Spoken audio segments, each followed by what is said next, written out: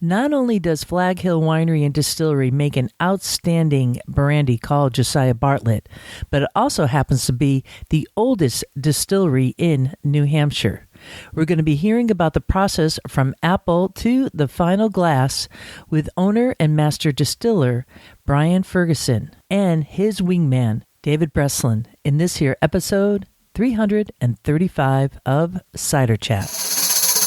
Hey, apples, make them pop, pop, pop, pop, pop, pop, pop, pop. Hey, my name is Rhea Windcaller, and I am the producer and cider MC of this weekly podcast, where we speak with makers, cider enthusiasts, and folks within the cider trade from around the world. Hip, hip, hooray! What I love about this week's episode is that Brian Ferguson, who is the master distiller at Flag Hill Winery and Distillery, is so good at explaining a very technical process in super simple language that really anyone can follow.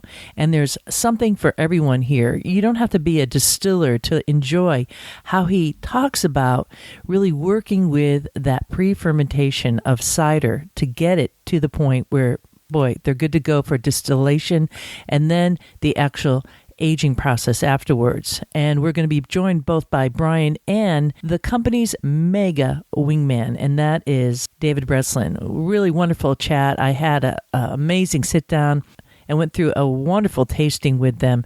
A lot of their products, besides the apple brandy, also have the base of apple, and there is a certain kind of house smoothness that I have found in all of Flag Hill's products. And the reason why it's so smooth is because apples are used as the base for many of their distilled products. So that means they take the apples, they ferment it into cider, and then it's distilled, and then through that distillation they are creating different products. So of course we have the Josiah Bartlett apple brandy, and then there's also the Carner Blue gin, which just made my jaw drop because I'm a big spirit fan and I really love gin. I really love rum.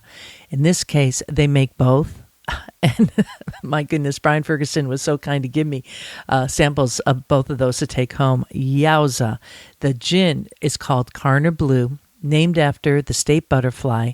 The bottle alone is just a centerpiece because as you turn it, you see the blue of this butterfly on the front, and as you turn it all the way on the back, you'll see the outline of the other side of the butterfly. I actually took a video of it because I was just so wowed by the bottle. And then also they have the General John Stark vodka, also with a base of apple.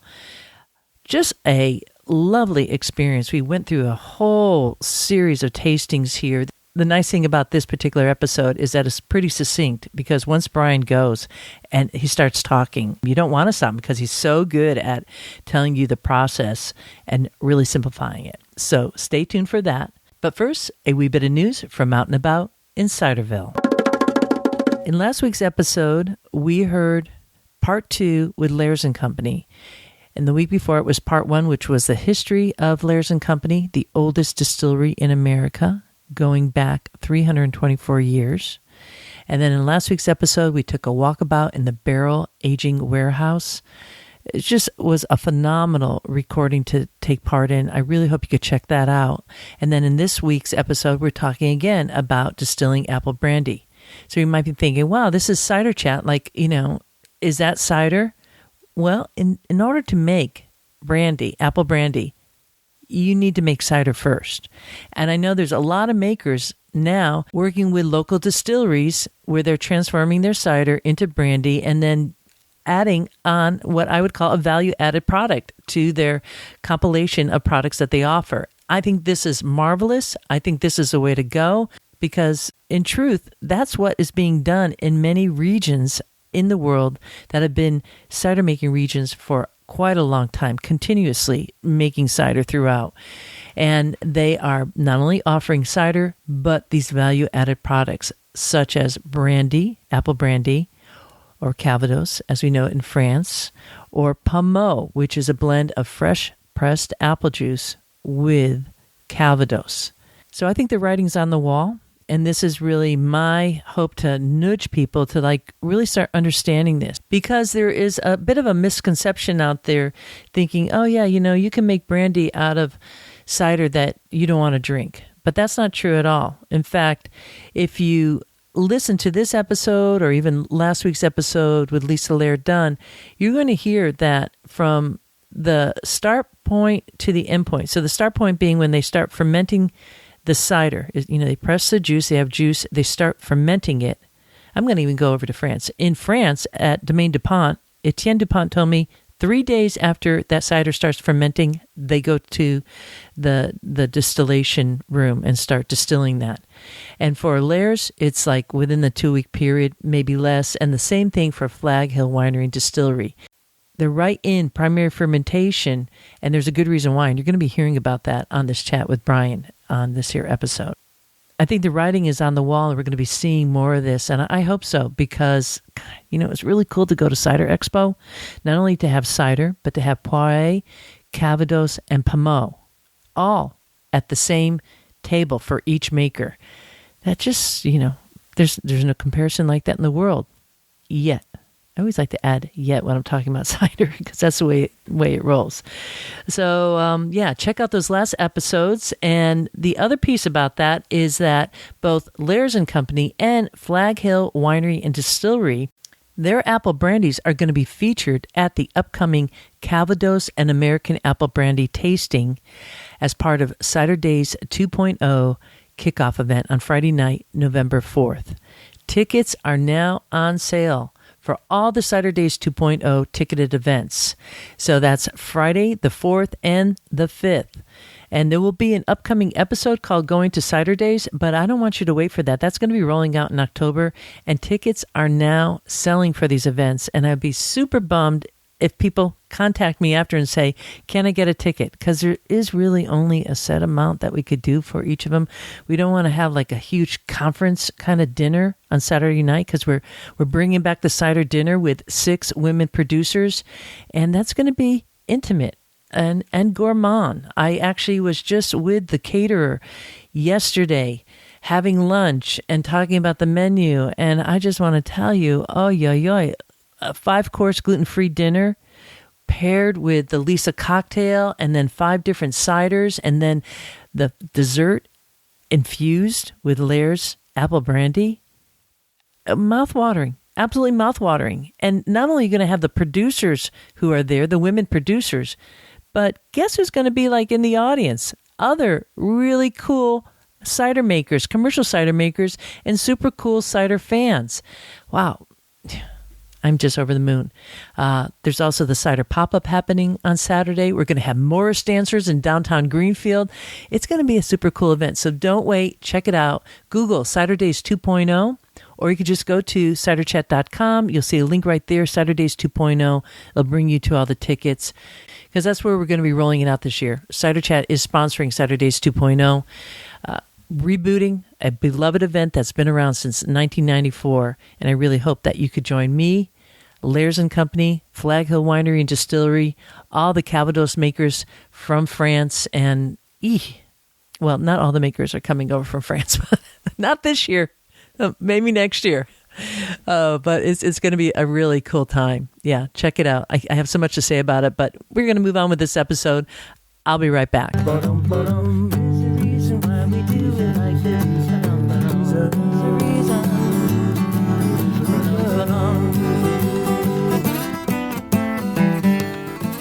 Next week's episode is going to be with Fermentis, and Fermentis provides yeast to fermenters.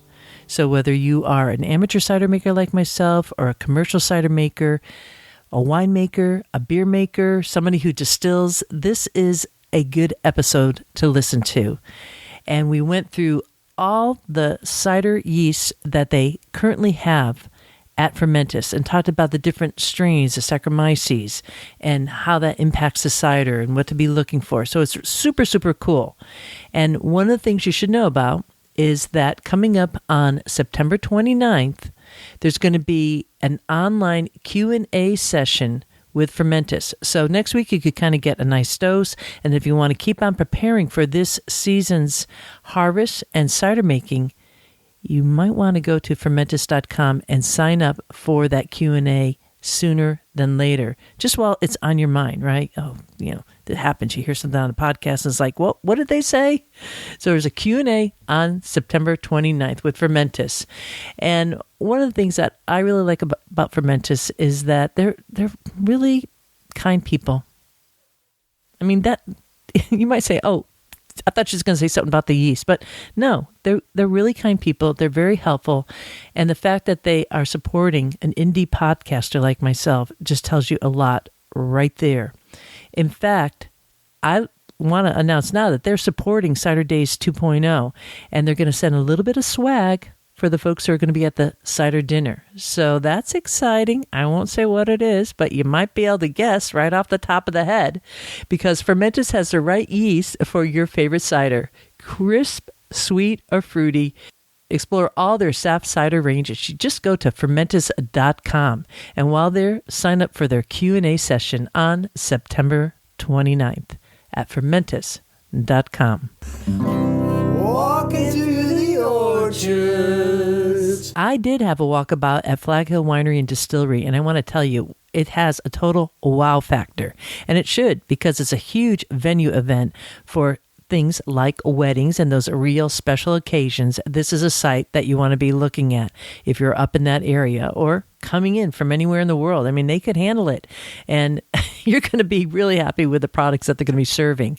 Brian and David took me for a walkabout, and we went down into the barrel room. So make sure to check out on Instagram this week some of the clips from that, or at the Cider Chat Facebook page. You'll be able to see little clips that I took of that walkabout. The barrel room had about 500 barrels of their precious apple brandy in. So cool. Really, really a nice time. And then we walked through the kitchen. We took a little shortcut getting over to a look at the still, and it tells you a lot about an owner who has no problem walking you through their kitchen any time of day. And the folks, it was really clean. It felt really great. We cruised through there, looked at the still. It's kind of like running 24/7 there, because they, they have a lot of product that they're rolling out.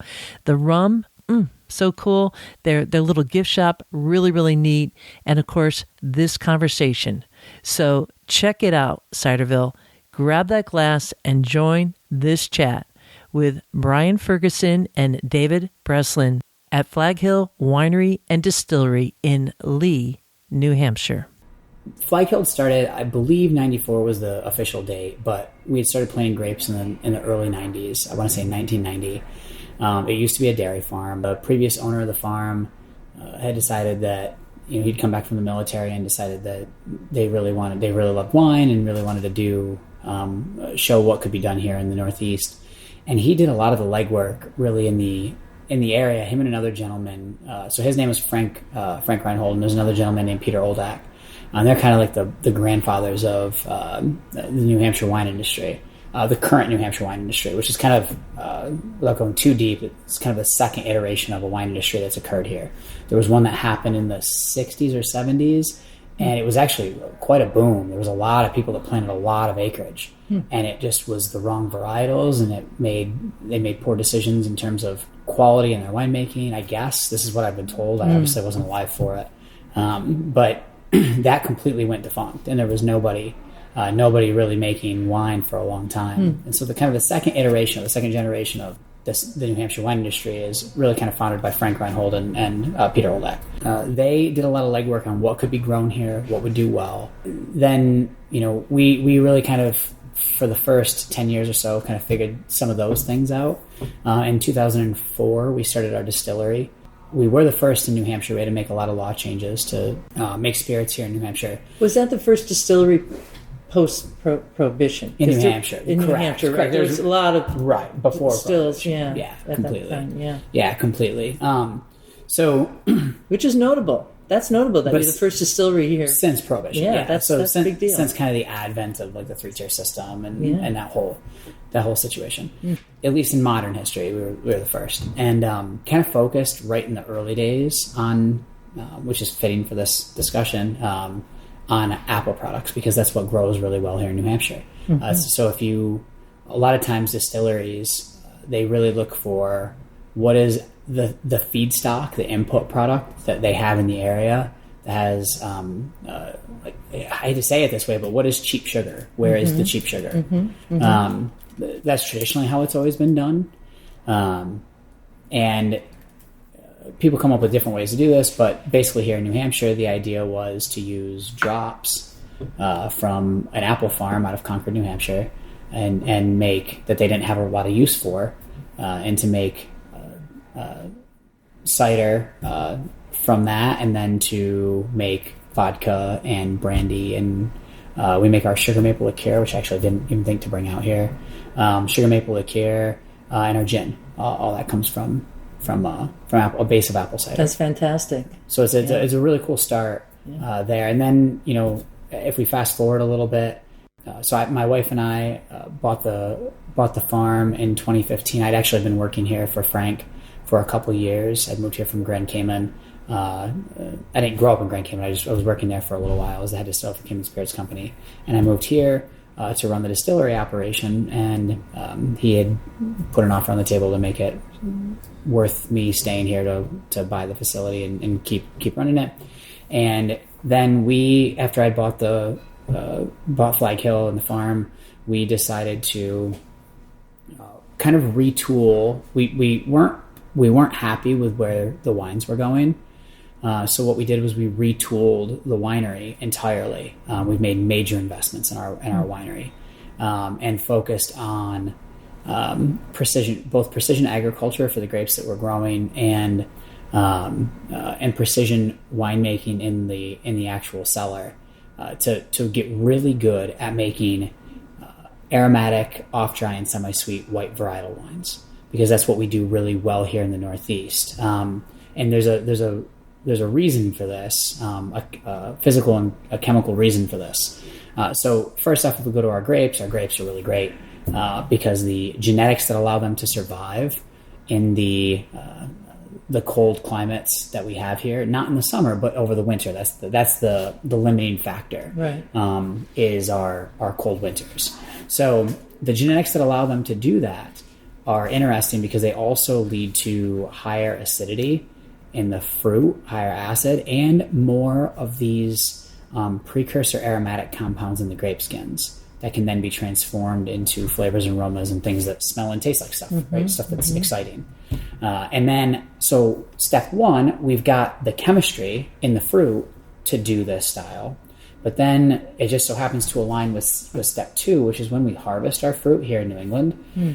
We have these beautiful cold mornings.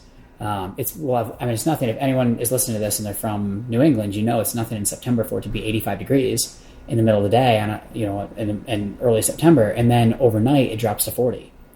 Well, those 80-degree days are great because we're ripening fruit, we're putting sugar in fruit, we're moving things along, and then we get these nice crisp cold snaps overnight, and that is the perfect time to harvest the fruit. We harvest mechanically when we do it early in the morning. We usually start just before daybreak, was the coldest part of the morning, and we stop shortly after sunrise. And what that does specifically is we're picking fruit at a very cold temperature, and it's just simple physics. The less heat energy that's in that molecule, the slower that molecule is moving, the less chance of there being a chemical reaction, specifically an oxidation chemical reaction, where we bind oxygen and either destroy a compound that we wanted, or even worse than that, in the moving of the fruit off gas, one of those chemical compounds that smells and tastes like something, one of those flavor compounds, because once it's gone, it is gone forever. We can't get it back. Right. So Perfect. The colder we can harvest that fruit, the higher the probability is, statistically, that we will keep and maintain those flavors. You have to, if you kind of like reverse engineer the problem, you say, okay, so we have all these really beautiful aromatic properties. How do we keep them? So then you figure out what destroys them, and then you engineer away from those things. You solve for those problems. So the basically there's kind of three things that could destroy these really delicate aromatic properties. One is them escaping and being lost forever. Two is an oxidation, a chemical oxidation reaction or redox. And then the third thing would be something that overshadows them that is negative. So that would be microbial in nature typically. If that creates a compound that is like, maybe it's what ultimately results in dimethyl disulfide or some compound that is really quite negative. So the first piece, temperature, we have, because we're here in New Hampshire, right? So we can harvest cold. That helps us right off the get-go. So our fruit target comes through the door at less than 60 degrees Fahrenheit. Depending on the varietal, some of them as low as 45 degrees Fahrenheit. So Deshonac, our target goal, because we're making a rosé with it, and it's a very dark fruit. It's a very long story that I won't get into, but basically, to keep the pigment out of the wine as much as possible, we have to harvest at basically less than 45 degrees Fahrenheit. And then that keeps all the aromatics, and it makes a really beautiful rosé, like a really, really beautiful rosé. Much more intense aromatically than what a lot of rosés are. It's really pretty. So we bring fruit into the winery, and then it's cold while we press it very rapidly. So we are done pressing the fruit the day it comes through the door. And we've kept it cold. Now we're into a tank where we chill it to about 34 degrees Fahrenheit. And that allows us to do a process called protein stabilization. We're cold settling. We're removing proteins out of the solution, and this is going to make for a cleaner fermentation, and we're going to be able to get a lot of those really pretty aromatic properties out. And then we do a nice, really slow, controlled cold fermentation, depending on the fruit. Some are as low as 54, 55 degrees. Some are as high as 60 degrees. And then we are arresting our fermentations early. This is, though well known about technique, most people don't understand how rare this is for wineries to do, because it's actually quite challenging to arrest the fermentation early. So our goal is not to make intensely... we don't want to make sweet wines. We're oftentimes not trying to make a dry wine. I mean, there's a balance. With some of this stuff, we want it to be a little bit sweeter, a little bit drier. But for the most part, the goal is to balance the acidity with the sugar so that the two things are very approachable together, right? So that like they're together in harmony. So what we're trying to do here is hit a target that is actually a month and a half away so the end goal, we actually have a titratable acidity change between the moment that we arrest the fermentation and the moment we put it in a bottle. There's typically upwards of 2 grams per liter change in the total acidity in the solution. So we're really kind of trying to aim at a moving target in the future, and this is where part of the precision comes in. Is in this arresting the fermentation and trapping those natural fruit sugars. We do this with cold temperatures, and then we put it through a cross-flow filter, which pulls all the yeast out of the solution so that we have no more fermentation. And I know there's kind of like a debate about some people just don't like the cleanliness of it, like how infiltration in general, right, is a debated topic in the wine industry of how much filtration is too much filtration. Spirits as well, yeah, completely. So I typically from 2 different angles, but one, spirits are oftentimes the argument around filtration is typically focused on some of the oils and some of the and then carbon, obviously carbon, and then in wine it's more focused on like how tight how many micron are we going down to, and how much does this change? Like a lot of people will take red wines and they will not sterile filter red wines.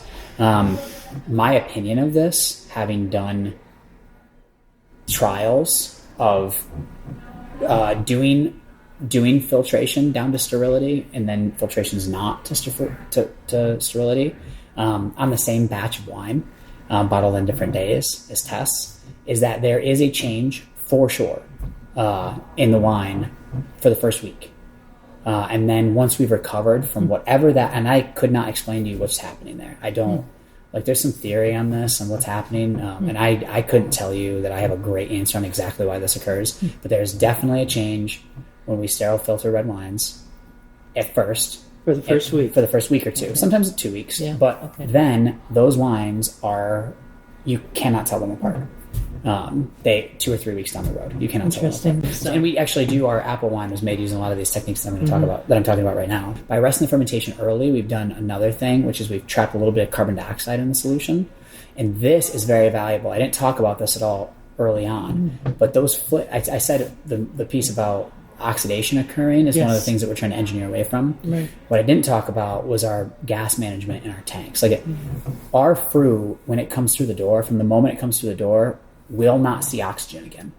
There's some oxygen in the latent in the fruit, and that's what's going to be used to grow the yeast. And as soon as that's used up, we'll enter that anaerobic environment. We'll start alcoholic fermentation. But we are basically under a gaseous blanket of CO2 with our fruit from the time it comes through the door until basically it's in the glass. In a glass, yeah. In glass. And so that leads to the next piece of the precision winemaking, which we've invested in a lot of these tools, right? All the tanks that have insulation and jackets and control and the crossflow filter that allows us to make sure that we're arresting fermentations and then gas management systems that allow us to manage gas and CO2. So we'll actually transfer wines from tank to tank and bubble CO2 through them as we're moving them to dislodge any O2 molecules that might be in the solution. This is early in the process, not later in the process. This is early in the process. And then what we do is when we go into a bottle. Just recently, we did this. We invested in a system that allows us into a Guy monoblock bottler, which allows us to manage oxygen down to 0.005 nanomoles per deciliter, which our old system used to allow us to manage oxygen to 5 nanomoles per deciliter. So significantly different. Significantly different. Yeah. So, and then we go into a Stelvin package with a Cider liner, so that and anyone who understands anything about what I just said is basically the best possible packaging solution to it's a screw top. It's what looks like a screw top, but it's a very very specifically engineered screw top that allows us to not allow almost zero oxygen transfer into the bottle, and the Cider liner actually pulls O2 out of the whatever could be in there. Actually helps scavenge some of the O2 molecules. So we've really, from basically start to the very finish of the winemaking procedure, we have kind of looked at every place and said, how do we handle it the least amount of times possible? Which again, it's every time we handle is a chance that we're going to off-gas some of those aromatic properties or introduce a bacteria or something that might be a problem. We're fermenting cold, trapping all those natural aromatic properties in the solution. We harvested cold. We've kept O2 away from the wine the whole time and even into the package. So it's really quite precise winemaking from the time we start until the time we end. And it's resulted in much better wines. We were really excited this year at Finger Lakes International Wine Competition, which for us is kind of the big show. There's other international wine competitions, but I personally don't believe there are other international wine competitions that focus on white wines like this one does. There isn't as much competition. This is kind of like in my opinion, one of the most competitive places to see these aromatic white varietal wines, because you get some wines from Germany, you get some wines from the Finger Lakes, people who are really good at this style of winemaking. And our 21 Vignole vintage that was harvested here at Flag Hill won a double gold, which we were very, very excited about. Fantastic. It's really Congratulations. Cool. Really yeah. They do know their wine out in the Finger Lakes. Yes. and people, they like the dry style in the Finger Lakes Completely. too. So that's really meeting your market in the same way, what you're working here in New Hampshire. Very cool. And I know listeners will really get into the technical piece, which you really did a nice overview on. That's going to give people a lot to think about. So you have the winery and you have the distillery. And I'm looking out we're in this, what do we call this room here? This is our dining room. Dining room, yeah. Okay. And I'm looking out, I could see that there's, I don't know if that's corn down there. Almost looks like corn. That's corn, okay. Yeah, but driving up, I saw some vineyards too. Yeah, so we've got the vineyard here. We've got roughly about 15 acres under vine, and we've got another 5 acres or so that's going to go in. And then the other part of the farm, it's a 110-acre farm. The other part of the farm that is really exciting is the agriculture that we grow for our whiskey production. So we actually grow all of our grain, with the exception of malt, We don't grow barley to make malt, although I'd love to. We just don't do that yet. Yeah, I like that. So we're gonna need more land. We don't have enough land yet. Malting facility. And a malting facility I'll be out there. It's okay. You can do it, David. You can do it. I can see it. Else, so I'm just waiting for Brian to send me out. David has been pretty much every part of this business. Yeah. Well, let's talk a little bit about the distilling here, because we're going to be serving your Josiah Bartlett brandy, the apple brandy, at the Calvados and American Apple Brandy tasting coming up in November. We're so excited for that. That's super cool. I'm so stoked. Really stoked in what you're doing here. And you have a number of different products that you're working with apples, too, in the distillery. Let's talk about the still to begin with. What the setup there and what you have. We have a Carl still that was formerly known as Christian Carl, and it is a hybrid still. So we were actually one of the first for Carl in the U.S. When they built our still. I was actually just talking to Nick Haas, who was their lead liaison in America. I was just talking to him the other day, and we were. I didn't know this, but we were one of their first hybrid stills that they had built for the kind of like new burgeoning craft spirits industry in America. So one of the things that used to be challenging, it's very commonplace today, but none of the still designs really did lots of products. They were all built to do a product or a couple types of products. And we needed to be able to do everything, from really kind of, I hate to say the word dirty. That's how I say it, dirty bourbon. Like, what I mean by that is, not that it's actually physically dirty, but I like quite a lot of extra material in the spirit in terms of how we distill it. So, and I'll kind of define what that is in just a second. So, everything from that, which is basically a double pot distillation method. So we're keeping a lot of stuff other than just the ethanol. And then all the way up to vodka. And we wanted to be able to do everything in between and really on one platform. So our still has the ability to run as a pot still, has the ability with some plumbing change some quick connect plumbing change to run through a short column with 4 trays and a deflator. And it has the ability to run through a tall column with a deflator. And the tall column allows us to make vodka. The tall column, I believe, is 14 trays. And we've got to run it a couple times before that, before we go through the tall column to be able to get to 190 proof. But it does allow us to make a 190 proof spirit. So we were able to do pretty much everything. When I said earlier that, the kind of dirty part of bourbon, it's not that it's dirty, it's that I think about things as having more stuff other than ethanol and less stuff, predominantly just ethanol. So if we're making vodka is 90% alcohol by volume. 95% alcohol by volume, by law of man and by law of nature. In this part of the world, ethanol can't be more than like 95.6% alcohol by volume. So there's really about a 0.6% gap between the law of man and the law of nature of what can exist in terms of vodka. So it's mainly because once you get to 95.6, water and ethanol form an isotrope, and they're very difficult to separate. Very, very difficult to separate. So what we wind up with is when we're distilling in the higher end of the spirits of the alcohol spectrum, we're having less flavor in the spirit. And when we distill in the lower end of the alcohol spectrum, we have more flavor.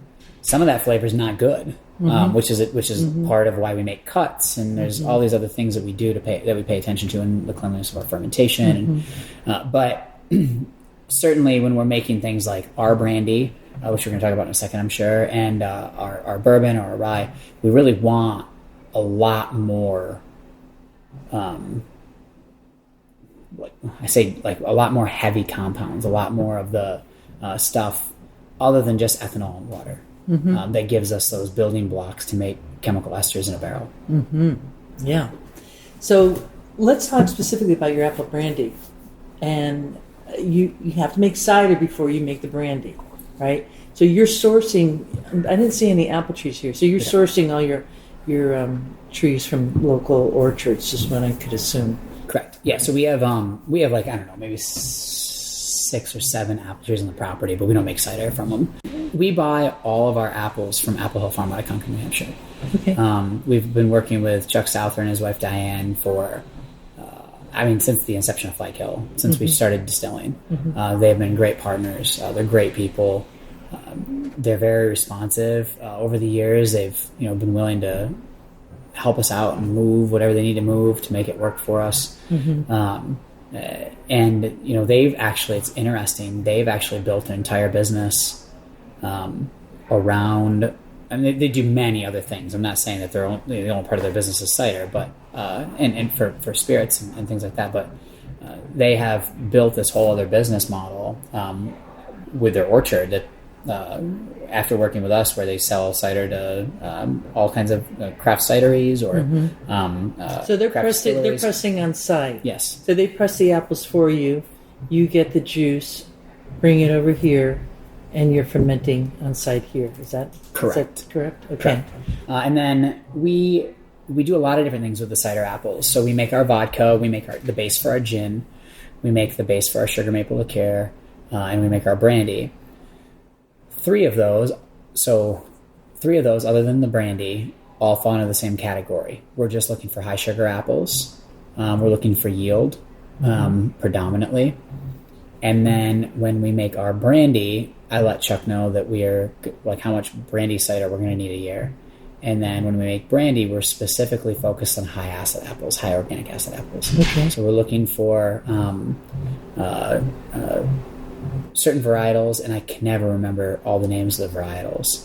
I almost wish I had him here because he'd be able to list them off in a heartbeat. Are they, so they're high acid, no tannin?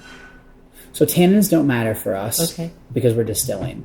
So tannins are a great antioxidant, which helps protect from oxidation in the spirit, in the wine, if you're making a wine.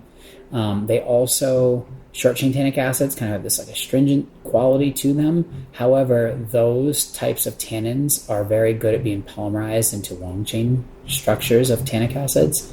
And those longer chains have the silky, soft qualities that we are excited about in really high-quality wines. They also give they give some depth to the wine or the cider.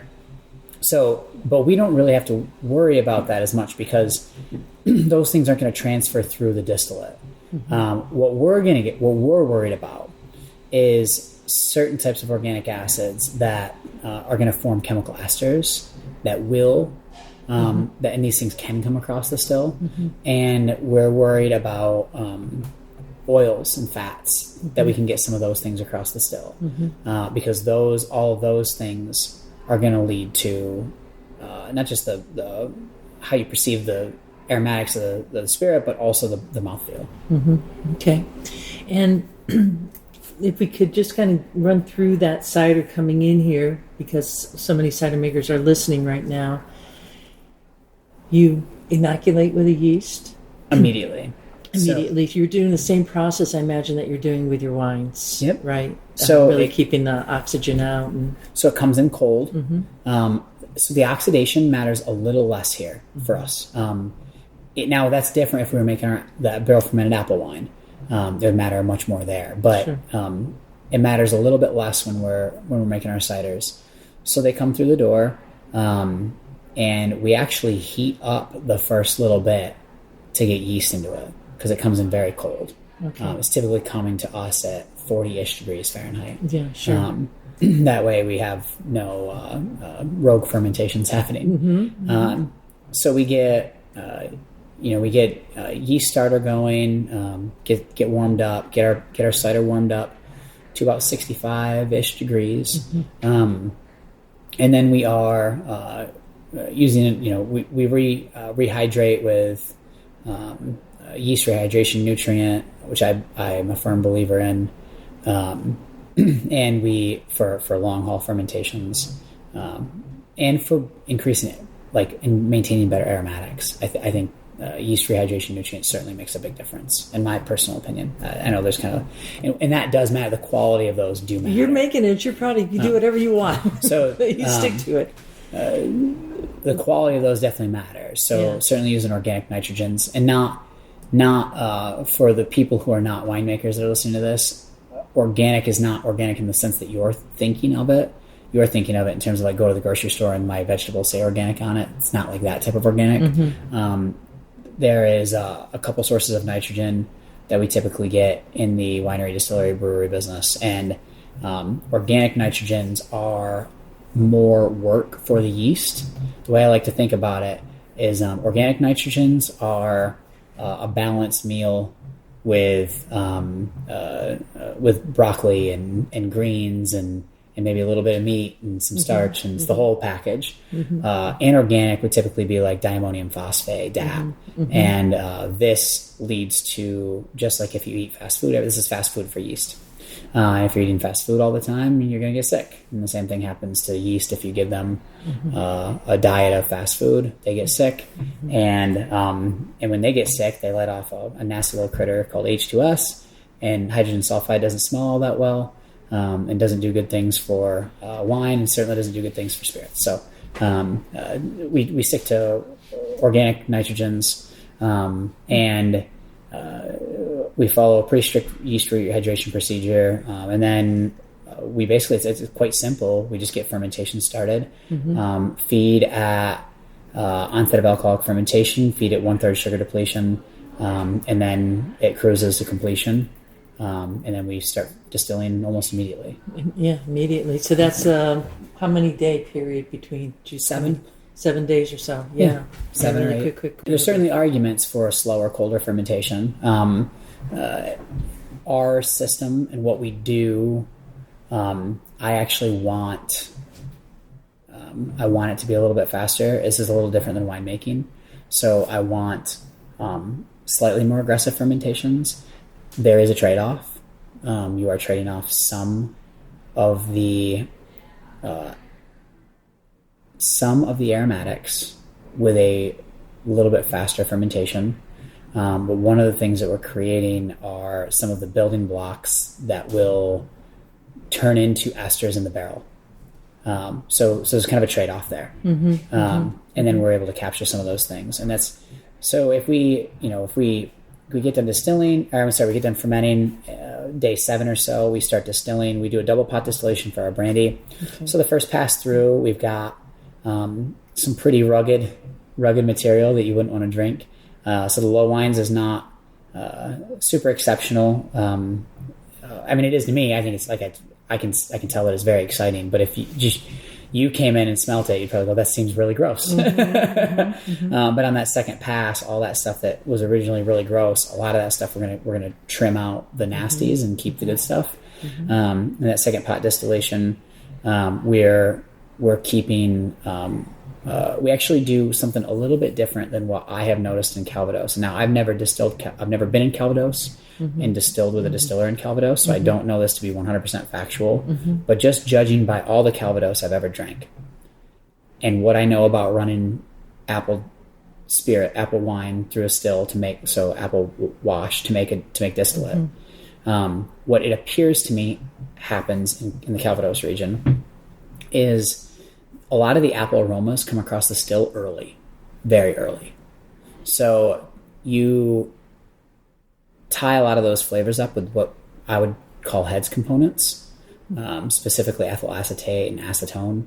So there's a lot of those acetonal aromas, a lot of very intense solvents that come across. And I'm not saying anything publicly disparaging against Calvados, but there is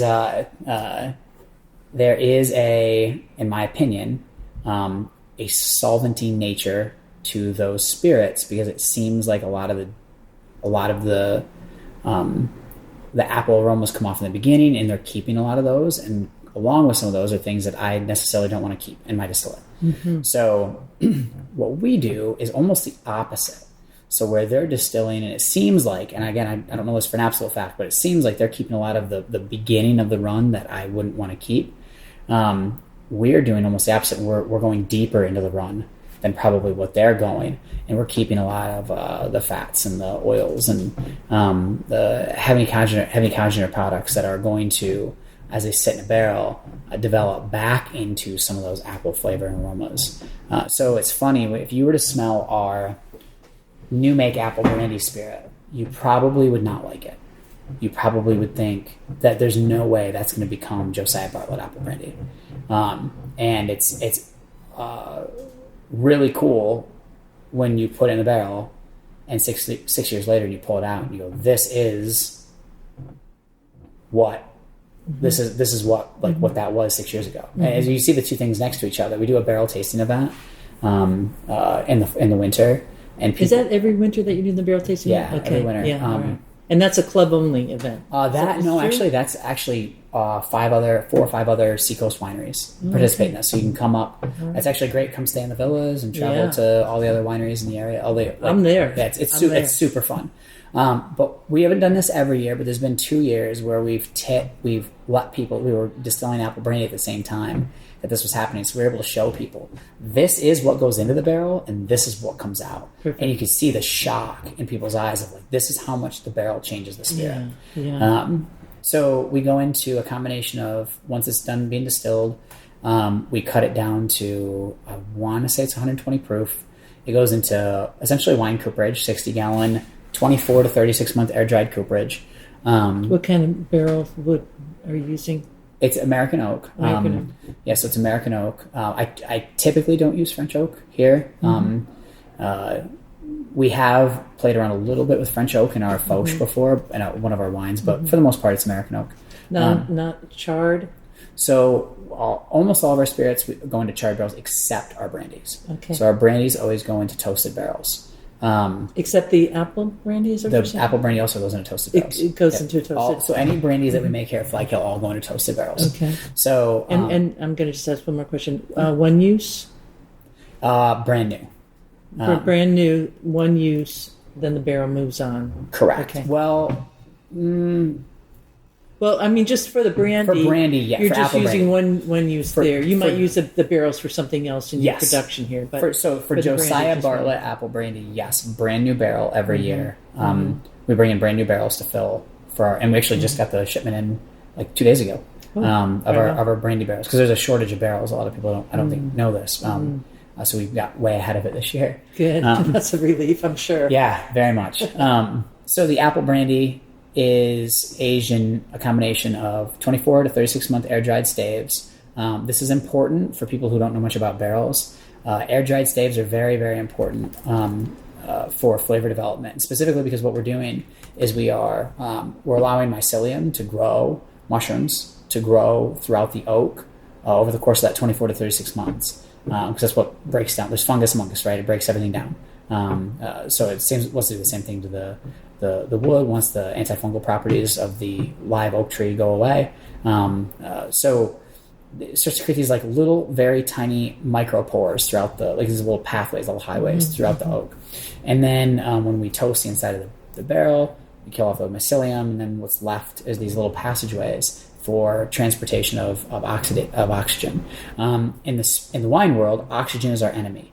If I could make wine in a positive pressure room and we all had to wear oxygen masks and walk around with oxygen being pumped into our masks from outside, that's how we would make wine. That's unrealistic. That's not what we do. But that's how we would make wine if we could. And spirits is the opposite. I actually want a little bit of oxygen. I don't want too much oxygen, but a little bit of oxygen is very important. So these 24 to 36 month air dried staves allow for better transportation of these small amounts of oxygen over time. So as the spirit evaporates out of the barrel, what we know is the angel share. We're doing 2 things. Thing one, we're concentrating the flavors in the spirit and that we've pulled, and the flavors that we pulled out of the oak, the caramelized wood sugars and all the goodies that are inside the oak barrel, the actual physical material that's been pulled out of the oak. And then the second thing that we're doing is after we evaporate some of that spirit out, is there's no vacuums naturally on Earth, right? So we're transporting atmosphere from outside of the barrel into the inside of the barrel. And on the inside of the barrel, now we have a little bit of atmosphere, which is 21% oxygen, and 21% of that oxygen is, and some of that oxygen is being used to turn organic acids, or the simplest way to think about this, I guess, is organic acid plus ethyl in the presence of oxygen over time equals esters. So if you use that basic, very simple formula, we wind up with being able to make really, really pretty aromatics in our brandy without having to keep the solventy aromas that are sometimes found in other styles of apple brandy. Mm-hmm. And I'm really, really happy with what comes out of it. Nice. Shall we try some? Yeah, Let's go. definitely. Let's go While into we're clanking, I'm going to go grab the. Yeah. Sounds good. Hey, cheers. Cheers. So, notice the weight on the tongue. How there's like a heaviness. That is because we're distilling deeper. And again, to like an untrained distiller, and I was very lucky that I got to learn from somebody who knows this and been doing it for a long time. And this is delicious. I just want to say straight up, man, this is delicious. Damn, yeah, like really. Thankfully, it's not 95 degrees. Yeah, I know. It's not 95 It's degrees. This warms you up on the inside. It's yeah, good. it does, but like it's just so smooth, and you're getting so much complexity there. You're saying weight on the tongue, but man, I mean, like the whole mouthfeel, and it's almost like kind of buttery. Yeah, it's buttery. You know, on it really, but yeah. So in a nice way, kind of buttery. Yeah, That's so exactly what you want it. apples have a high amount of malic acid, so you can coax out a compound called diacetyl when you ferment them, and that is one of that, like the buttery characteristic we're getting there. In a nice way. It's not like negative diacetyl, because diacetyl can be really aggressive and bad in spirit. Not greasy. Not greasy. Yeah, exactly. Yeah, lovely, really smooth. Yeah, it's beautiful. And it's, again, you see what I mean by like the solventy characteristics that a lot of brandies have. This doesn't have those. Yeah. There's the apple aromas are still there. They're gentle. They're subtle and soft. There's not. They're not like some apple brandies you'll put your nose into, and it is just like biting into an apple, right? Like that aroma that you get. Like the first retronasal piece of biting into an apple that you get. But this has maybe 10%, 20% lighter than kind of the most exciting piece that's ever been made with apple, like that apple aroma that I've ever had, of apple brandy that I've ever had. But then immediately you just get like a ton of kind of silky, buttery weight on the tongue, and all this complexity of like other fruit aromas. Even like I get some cinnamon, I get like clovey type aromas and flavors, all kinds of goodies. Yeah. Really? And even after you swallow it, there's more. Like there's more stuff. I know. This is one of those brandies that when the glass is empty, just keep sniffing the glass. Put it on your dresser. Let it just I mean, the nose is just beautiful. And it does benefit a little bit. If you pour a glass and let it sit for about 5 minutes, it does benefit from that. Yes. So just for listeners who aren't here and able to see this, what would you say that color is there? It's very kind of like a light golden straw a bit, as I'm getting. You had prettier words. I don't have a pretty word for it. Well, it's lovely. Yeah. Definitely straw. Yeah. It's light. Gold, it's like very gold. It's light golden, in part. It's lighter in color, and part of that is because a toasted barrel, not a charred barrel. Right. But even 11 years. Even 11 years is still. I mean, you see how light that is. Yeah. In a brand new barrel. Yeah. Are you toasting your barrels here yourself? No, okay. We buy it sounded like you were. I just wanted to make sure that. We buy. Okay, they're all pre-toasted. Okay. Yeah. Yeah. And the other thing that I get on the nose in a big way is butterscotch. Yeah. I get a lot of butterscotch. Yeah, it almost tastes like I smell like a Werther's original type candy. They have different flavors for Werther's. Yeah, the original would be the one. Yeah. Yeah.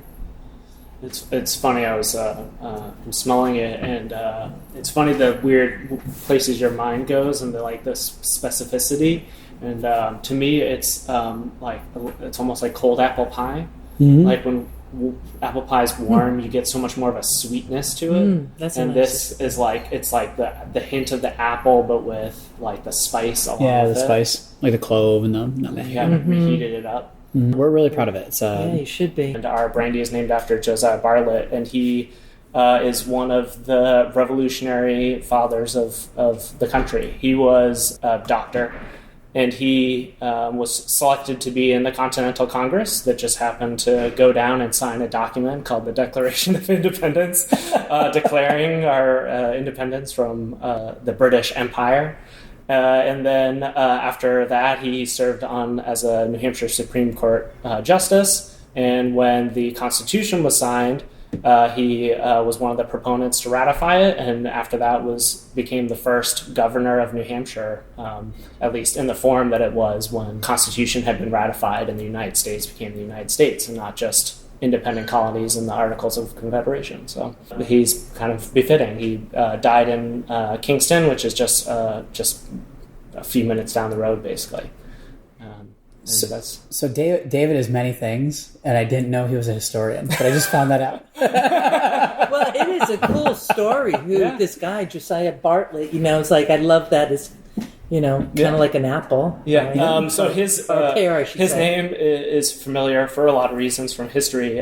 For those of you who are fans of The West Wing, the president in The West Wing is Josiah Bartlett, and he's named, supposed to be a relative of Josiah Bartlett. And he, of course, in the show, not in real life, was the governor of New Hampshire before he became the president in The West Wing.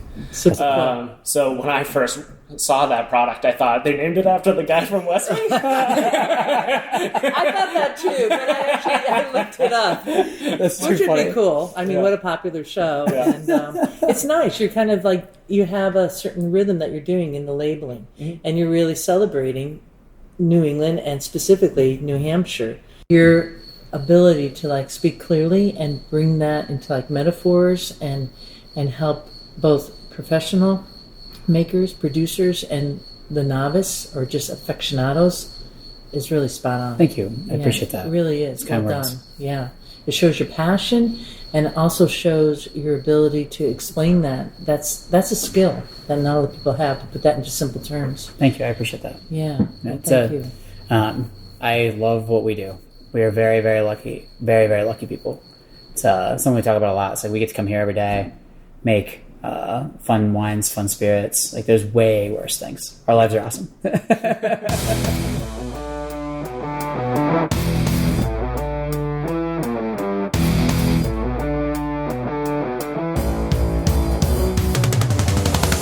I know that if you listen this far that you enjoyed this conversation with both Brian Ferguson and David Breslin. Brian is the master distiller and owner of Flag Hill Winery and Distillery.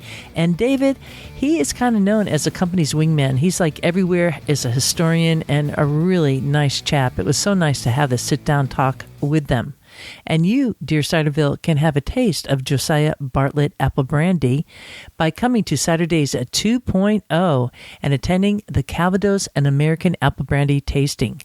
Check out the tickets for that event at ciderchat.com. Just click the link for CiderDays 2.0. And if you're in the region, who wouldn't want to go to their barrel tasting event each winter? It's open to the public. There are also other seacoast wineries involved. So New Hampshire's got it going on. I feel really lucky that I'm a New Englander and I'm so close to these exotic places that really deliver local products made with quality at the forefront and sustainability. That's what it's all about. And luckily, I know that you too have that in your own special spot of Ciderville. And with that, I leave you here. This is Real Wind Caller signing off for now. Looking forward to seeing you in Ciderville. We like cider, we like ponds, we love orchards and having fun. There is a reason. There is a reason why we do it like this. Oh yes, there is. There is a reason why we do it like this. Oh yes, there is. There is a reason why we drink it like this. Oh yes, there is. There is a reason. We like walking through the orchards, dancing in the streets, smelling all the blossoms, kicking up our feet. We like cider, we like ponds, we like orchards, having some fun. There is a reason. There is a reason why we do it like this. Oh yes, there is. There is a reason why we do it like this. Oh yes, there is. There is a reason why we drink it like this. Oh yes, there is. There is a reason. We like walking through the orchards, dancing in the streets, smelling all the blossoms, kicking up our feet. Oh yeah. We like cider. Oh yes, we do. We like palms. Oh yes, we do. We love orchards, having some fun. There is a reason. There is a reason why we do it like this. Ba-da-da-dum. There is a reason why we do it like this. Ba-da-da-dum. There is a reason why we drink it like this. Ba-da-da-dum. Ba-da-da-dum. We like walking down the orchards, dancing in the streets, smelling all the blossoms, kicking up our feet. Oh yeah. We like cider. Ba-da-da-dum. We like palms. Oh yes, we do. We like orchards, having some fun.